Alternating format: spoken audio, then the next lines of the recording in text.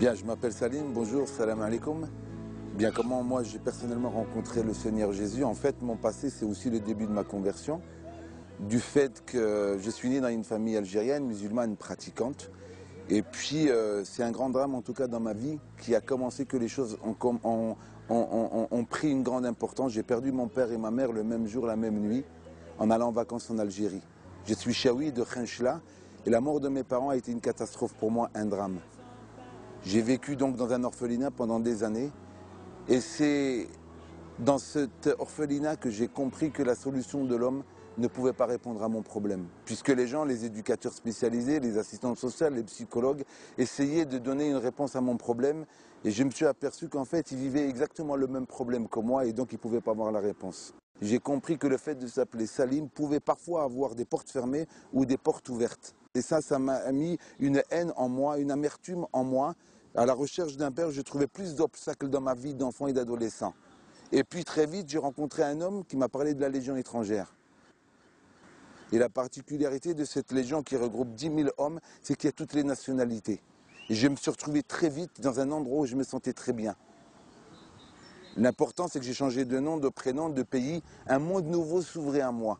Une possibilité de pouvoir m'affirmer, de pouvoir être quelqu'un et être reconnu non pas pour ce que j'étais, mais pour ce que j'étais capable de faire. J'ai fait des opérations qui m'ont amené à découvrir le monde. Djibouti, la Libye, le Tchad, le Liban en particulier, lors du massacre de Sabra et Shatila. Et la première grande mission qui a été pour moi, c'était avec Yasser Arafat, où j'ai fait la protection de Yasser Arafat.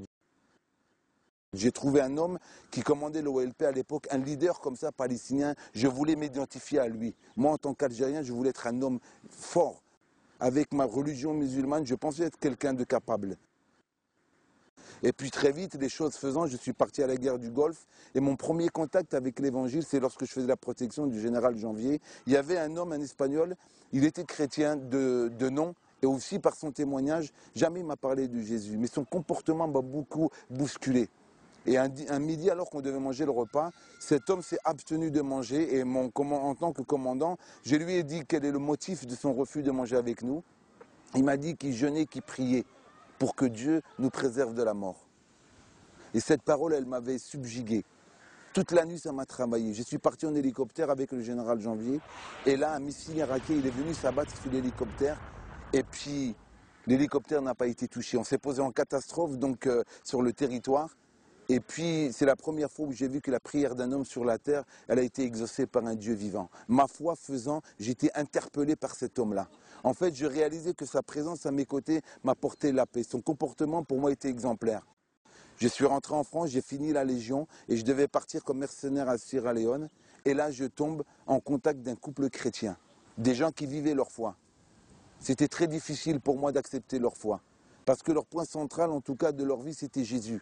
Et moi, je n'aimais pas Jésus. Un, parce que c'était un sauveur pour l'Occident et pas pour moi. Et deux, parce qu'il était juif. Et personnellement, pour être vrai avec vous, j'avais un grand problème avec Israël. Et je ne voulais pas que mon sauveur soit un juif. Moi, j'aurais préféré qu'il s'appelle Mohamed, ou la Slimane, ou la Salim. Mais Jésus, sauveur, en tant que juif, c'était très difficile. On m'a invité à l'église, et j'ai été dans une église évangélique avec des gens tout à fait équilibrés. Mais leurs témoignages, leurs paroles avaient réconforté mon cœur. Chemin faisant, ils m'ont offert une Bible, et en parcourant la parole de Dieu, j'ai trouvé une parole qui a bouleversé ma vie. Dieu est le père de l'orphelin. Et quiconque serait ou maltraiterait un orphelin, Dieu personnellement s'en chargerait. J'ai compris que j'étais plein d'erreurs aussi. Ma haine, ma rébellion, j'étais lié à des choses pas belles du tout. Mais laissant la parole toucher mon cœur, laissant Dieu me guérir, apaiser mon âme, j'ai trouvé un père qui m'aimait, alors qu'à la Légion, 10 000 soldats et 10 000 frères d'armes, je n'ai pas pu trouver un père. Il y a des pages qu'on doit fermer, mais moi c'était un livre que j'ai fermé sur mon passé. Et ma vie d'aujourd'hui, elle est centrée sur un Dieu vivant qui jour après jour m'amène à aimer celui qui me hait. Parce que j'ai compris qu'après 18 ans de guerre, la seule arme qui peut toucher un homme, c'est l'arme de l'amour. Étant orphelin de père et de mère, en fait le vrai orphelin, c'est pas tant Salim. Le vrai orphelin, c'est celui qui n'a pas contact avec son père. Ce Dieu qu'on peut appeler Père, nulle part dans aucun autre livre on peut appeler Dieu Père. Qui s'appelle Salim ou qui s'appelle Christian. Mon désir à moi, c'est de lui dire que tu es orphelin, tant que tu ne reconnais pas que Dieu est ton Père. Voilà en tout cas ce que j'ai à cœur. Père de grâce et d'amour, je bénis ton nom pour l'endroit où je suis dans ce pays de la France, mais aussi pour tous ceux qui sont orphelins dans ce monde.